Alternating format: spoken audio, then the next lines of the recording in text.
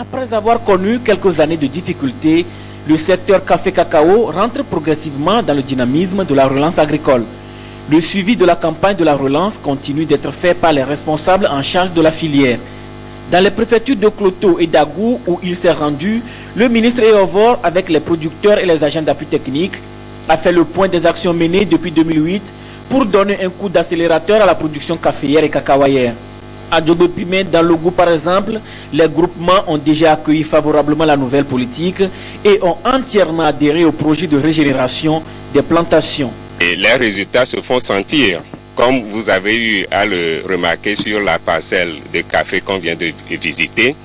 C'est une parcelle qui a vieilli, mais sur les conseils, le producteur a accepté récéper la parcelle, donc tailler la parcelle qui repart comme une jeune plantation. Donc il y a 2 ans qu'il a récépé la plantation et avec cette production, il attend à peu près 1 tonne sur l'hectare. Afin de mieux réussir, le projet d'appui au secteur agricole PASA, consacré aux cultures de rente et inclus dans le PNIASA, les producteurs ont été conviés à se constituer en groupement.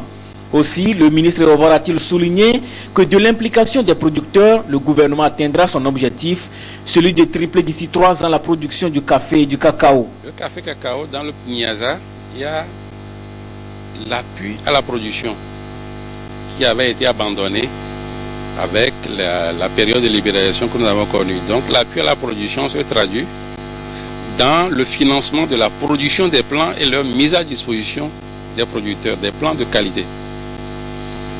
Et la conduite des parcelles, donc la mise en place d'une équipe spécialisée ici, avec des agents sur l'ensemble du territoire de la zone café-cacaoyère pour accompagner les producteurs pour passer aujourd'hui de 300 kg à l'hectare à peine pour le cacao pour aller à un minimum d'1 tonne.